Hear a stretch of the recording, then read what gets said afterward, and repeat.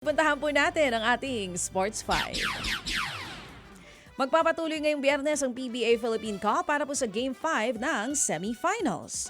Susubukan ng ilaglag ng TNT Tropang 5G ang Rain or Shine Elasto Painters o ROS sa paghaharap nila po mamayang alas 5 ng hapon. Hawak na ngayon ang tropa ang 3-1 lead sa serye. 7:30 naman po ng gabi ang bakbakan ng San Miguel Beermen maging ng Barangay Ginebra San Miguel. Tabla po ang serye sa tig-dalawang laro matapos talunin ng SMB ang sister team noong Miyerkules.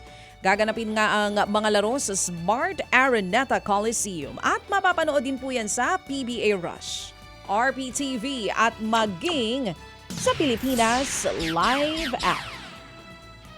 Samantala handa na raw sa larong yan ang TNT star na si Calvin of Tana. Yan ay kahit may sprain po siya sa kanyang ankle.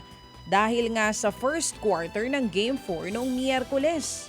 Ang giit po ni Oftana, igagapang niya makapaglaro lamang siya. Malayo rin naman daw ito sa bituka. Iyan po ang kanyang biro. Nagtala ng 16 points, 7 rebounds at 4 assists si Oftana noong Game 4. Samantala bagamat maagang umexit, espesyal pa rin para kay Pinay tennis sensation Alex Ayala ang unang salang sa Wimbledon. Natupad daw ang kanyang childhood dream na makapaglaro sa Grand Slam.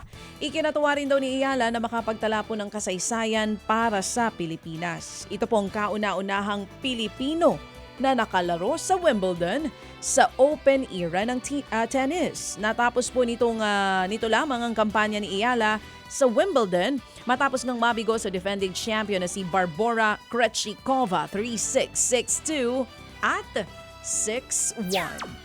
Kumbaga natalo man, winner pa rin mga kapatid dahil po dun sa, 'di ba, sa pagkilala na ibinigay po nitong si Alex Ayala para sa Pilipinas.